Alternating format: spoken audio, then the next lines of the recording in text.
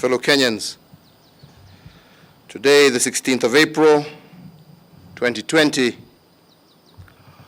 marks exactly 1 month and 3 days since the first confirmed cases of the coronavirus disease was recorded in our country.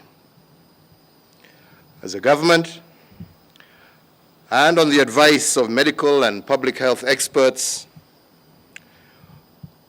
we moved quickly to implement a comprehensive plan designed to limit individual exposure to the virus and its spread within our communities.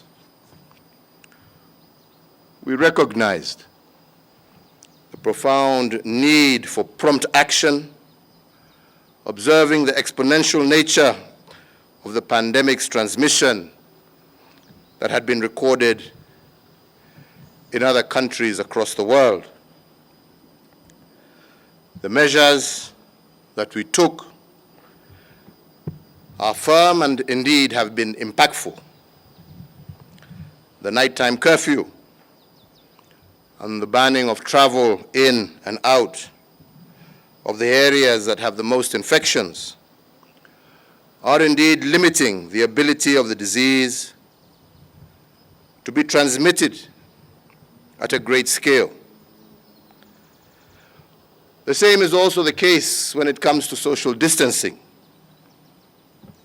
The guidelines that have been set out that include, amongst other things, the closure of learning and entertainment institutions, as well as the barring of air travel into our country.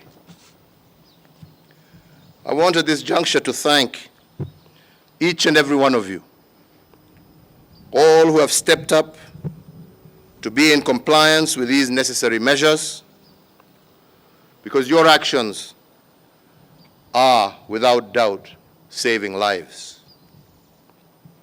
Without them, we would need to deal with a disease that is highly infectious and that can double and redouble its spread and cause untold human destruction. We have seen this happening in other countries. If we did not take strong and immediate steps, the damage to our people's lives and our economy, our country, would have been far worse than the current difficulties that we are going through now. Your compliance, fellow Kenyans, with distancing, wearing of masks, the hygiene advisories, these small and basic actions are protecting other Kenyans and even your own families. We love and respect our elderly fellow Kenyans, our grandmothers, our grandfathers. They are so vulnerable to this disease. So it is important that each one of us do the right thing and show our care for them by doing as our medical experts are advising us. Fellow Kenyans, our measures are slowing the rate the disease would be spreading, but we must be honest and say that there are still infections underway in nearly half of our counties.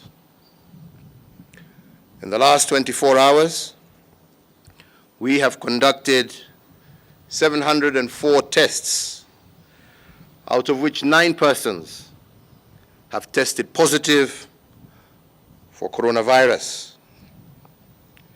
In that regard, the total number of persons who have tested positive now stands at 234. Fortunately for us, 53 persons have also turned negative and been discharged from hospital. We have lost 11 persons to this disease, and nearly 1,000 are still in quarantine, and 156 in isolation facilities. Fellow Kenyans, these are not just numbers, these are people, human beings. They range in age from 2 years to 64 years and come from every socio-economic group and multiple ethnicities and countries of origin. None of these people set out to be infected. We can all be infected if we are not extremely careful. Coronavirus is not a respecter of age, of status, of ethnicity or race, for we have even seen leaders of countries get infected and they've had to seek serious medical attention. Our response to this crisis, I believe, is revealing our skills and capabilities as a nation. One instance is in quickly escalating testing, which is key to detecting and dealing with a pandemic.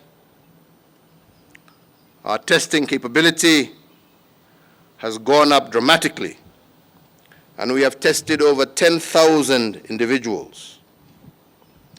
This week, the Ministry of Health has received more testing reagents that will allow us to upscale our testing capacity, starting with targeted areas and eventually to the wider Kenyan population.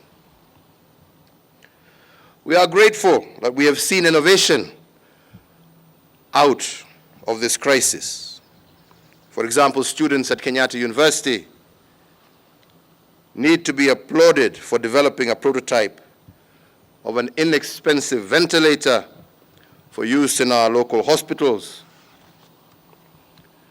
Not to be left behind, other universities and technical institutions are also making remarkable progress in the local manufacture of medical technologies and equipment in support of our medical and public health needs that have arisen from COVID-19.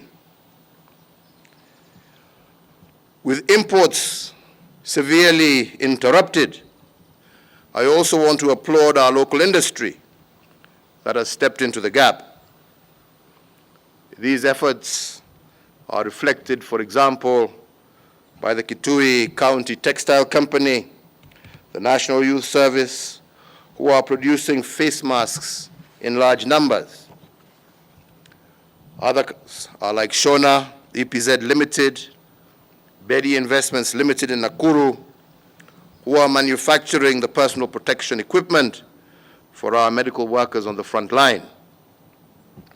I encourage all those who are able to rally to supply this need, but also we need to ensure that those engaged in this manufacture pay heed to the standard required of these products.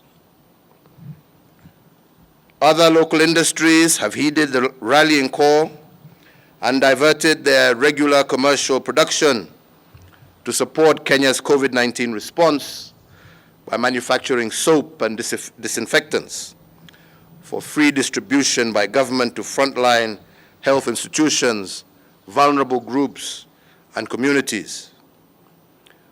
These efforts are demonstrating our ability as a nation to be a stronger manufacturing nation that will ultimately create jobs and serve our nation, not just during this crisis, but into the future. This, I believe, will help all of us champion our agenda of expanding Kenya's manufacturing base. Now that these products are being manufactured locally, the focus for all purchasing parties should be to ensure that we procure these products domestically so that we can keep our enterprises and our workers growing and working. Fellow Kenyans, I believe that it is in moments like this that the true character of a nation and a people is revealed. Kenyans are showing that they can invent, innovate, and respond rapidly to a major challenge that has not known its equal for many, many decades. Knowing our character is so key to building our confidence that we have in us to solve even more challenges that face our people. We are learning today anew that we are a country of empathy and compassion. In every corner of our country, companies, families, neighborhoods are reaching out to those most affected economically by this crisis and helping. To ensure that donations, especially food and non-cash items, are distributed in a safe and responsive manner, the government has prescribed that such efforts be channeled through or coordinated by the recently established Kenya COVID-19 Emergency Response Fund, together with the relevant security agencies. This fund should be responsive, should not be encumbered by bureaucracy, and must be open to innovation and technology in the delivery of assistance to our people. I do not want to hear of needless delays or frustrations caused of well-designed appropriate measures that Kenyans in the civil and private sector have designed to assist their fellow citizens. We must expedite our ability to deliver this assistance to our people in the shortest possible time. In the counties as well, these efforts should be coordinated jointly by our governors and county commissioners as devolution continues to show its power to deliver to Kenyans. I want to applaud the work currently being undertaken by the Council of Governors and indeed all individual governors in counties. And we have agreed with Governor Oparanya, who is with us today, that governors will work with county commissioners in every county to ensure that support to our vulnerable fellow Kenyans is delivered seamlessly. I also look forward to development partners and charitable institutions, as well as individuals, enabling the COVID-19 fund to support well-structured efforts such as these can deliver cheap and subsidized food into areas of greatest need. An example of such promising efforts include one being structured by Kenyan high technology food and consumer goods distributors and horticultural pack houses that are linking farmers and vendors in delivering affordable and accessible food to our people. Let us keep the innovation while uniting to deliver solutions and coordinate our actions. Fellow Kenyans, the spectrum of efforts to be undertaken all require resources. And I'm very glad to note that in the short time, the Kenya COVID-19 Emergency Response Fund has been in place.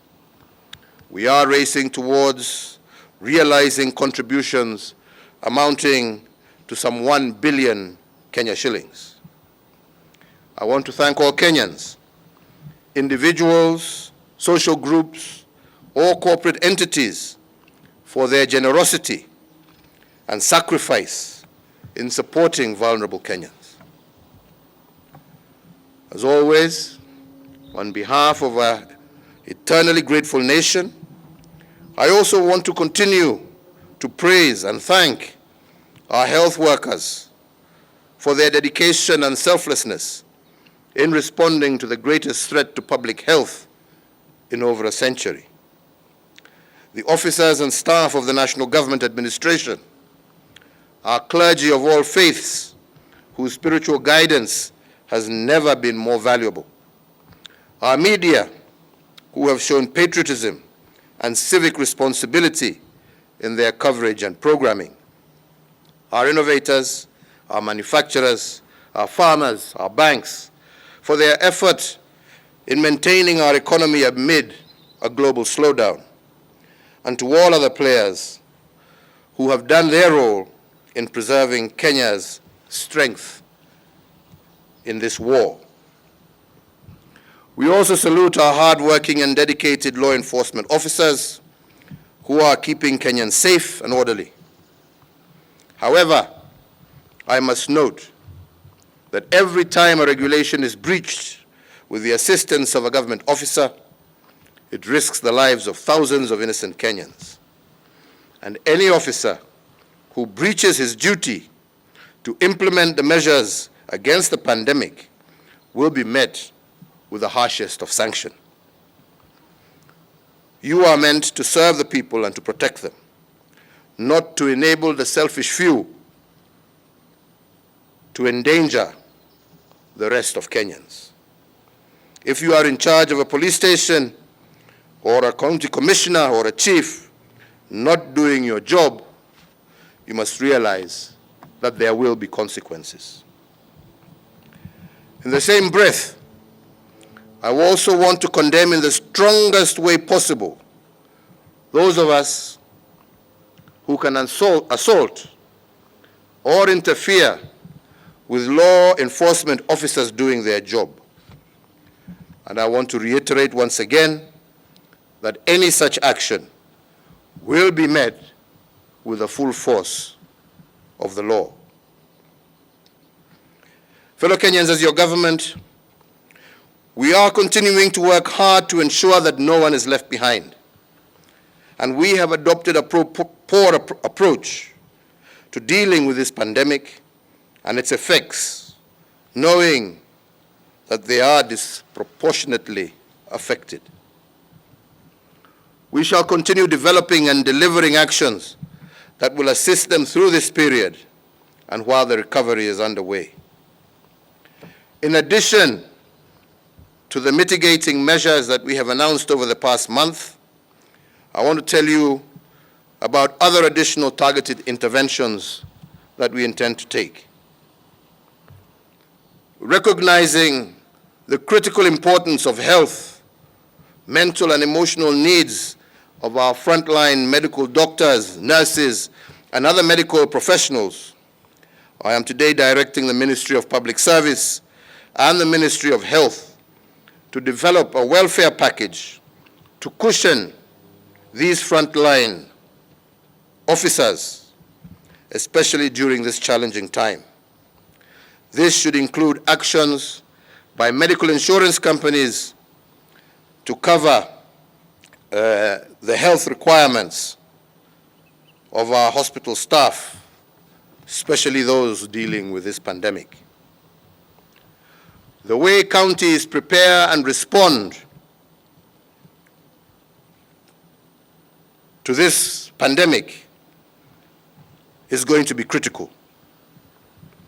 And as a result, I am directing that county governments receive a 3-month waiver from the Kenya Medical Supply Agency requirement for the purchase of masks and PPEs to protect our citizens and healthcare workers from infection. This waiver applies to sourcing of these products locally. The national government will also support the county's response to the coronavirus crisis with an additional 5 billion shillings that will supplement the savings that the counties have generated. These monies will be devoted specifically to cushion the most vulnerable people and to protect our healthcare workers. To further cushion vulnerable Kenyans, we have identified needy households in Nairobi that will be the inaugural recipients of the weekly COVID-19 support stipend. The piloting of the program started yesterday, and some of the initial beneficiaries have received their stipend. In addition, today my administration has also released 8.5 billion shillings to the elderly and vulnerable individuals under the cash transfer program run by the Ministry of Labor for the months ahead. In addition, 500 million shillings, which were in arrears, have also been released to persons with severe disabilities. We will continue to provide all necessary assistance to groups, communities, social economic sectors that have been hardest hit by the pandemic and its effects. I have also recently learned that in our usual Kenyans for Kenyan manner, an initiative called the Adopt a Needy Family is in place, and I want to applaud the religious organizations, businesses, and better off households that are undertaking this effort, and indeed encourage all other Kenyans to take similar steps that reflect our most deeply held values. Fellow Kenyans, even as we respond to this dire emergency, I want to assure you that we are working towards formulating Kenya's post-COVID-19 economic recovery plan.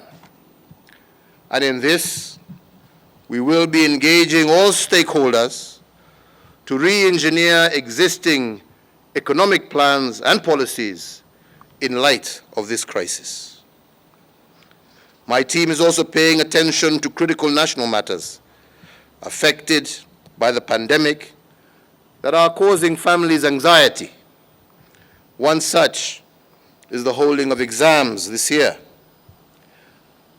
And in this regard, we have also directed the Ministry of Education to work with our response committee to come up with steps to mitigate any negative impact on students due to the measures taken against this pandemic. Our efforts here at home are soon going to be complemented by the solidarity that the world is showing. The countries with the largest economies in the world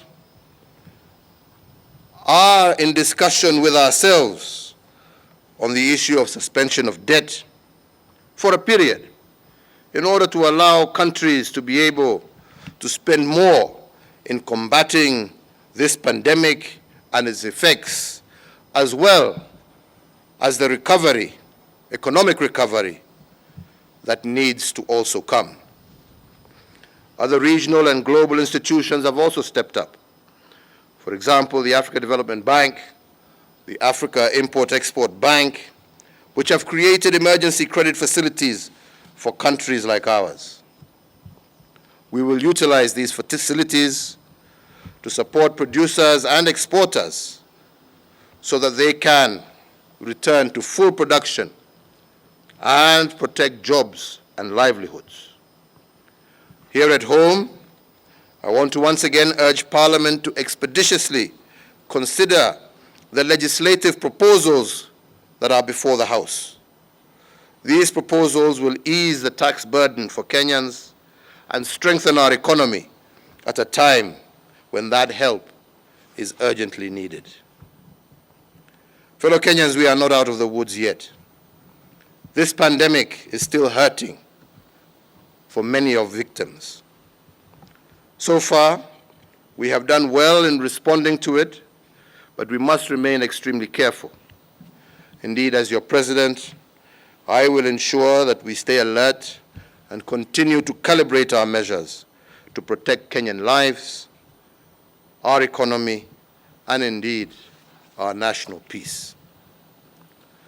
I ask each and every one of you to join me in this critical period to protect our families, our communities, and our country.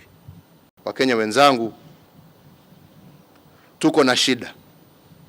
Na hii shida sio yetu, lakini ni shida ambaye tumeletewa kutoka nje, na ni shida ambaye inakumba karibu kila taifa duniani. Sisi hapa kwetu tumeweka mikakati ya kupambana na huu ugonjwa, lakini ndio tufaulu, lazima kila mmoja wetu ashikilie pahali yeye yupo. Kuna wengi ambao wanachezea huu ugonjwa, na wenzangu, nataka niwaambie ugonjwa huu hauna mpaka, hauchagui mdogo ama mkubwa, hauchagui tajiri ama maskini, hauchagui mtoto wala mzee. Sisi wote tuko hatarini, na ndipo tuwasema ni jukumu la kila Mkenya kujikinga, kukinga wenzake, kukinga familia yake, na ndio tuweze kuhakikisha ya kwamba hii jangwa imetuacha bila kuumiza au kumaliza Wakenya wengi zaidi. Sisi zote twajionea yale ambao yamefanyika katika mataifa makubwa na tajiri mara 20 kuliko sisi. Mataifa ambao sasa kwa sababu hawakuchukua hatua mapema, sasa wazika wananchi wao katika mass graves kila pahali. Wenzetu, tusifike hapo. Wenzetu, tutii sheria ambazo zimewekwa haswa na Wizara ya Afya. Pahali ambapo tupo sisi kama serikali, hatuna haja yeyote ya kunyanyasa Mkenya yeyote. Yale ambaye tuwafanya ni kuhakikisha ya kwamba tumelinda maisha ya Wakenya.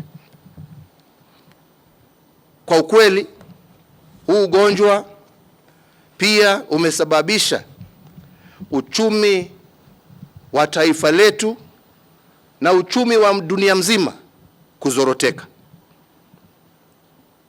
Wengi wamepoteza makazi yao katika mahoteli na kwingine kwa sababu ya huu ugonjwa.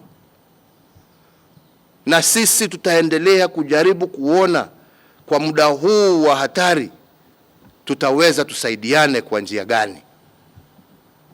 Lakini kuvunja sheria haitatusaidia. Lakini kwa kutupiana maneno haitasaidia. Hii ugonjwa yatuhitaji sisi wote tuje pamoja, tupange pamoja, tushirikiane pamoja. Kenya iwe kitu kimoja, tupambane na hii jangwa, alafu pamoja tushirikiane, turudishe uchumi wetu na tuweze kusonga mbele kama taifa. Kwa hivyo mimi naomba kila Mkenya, tafadhali shika doria pahali ulipo.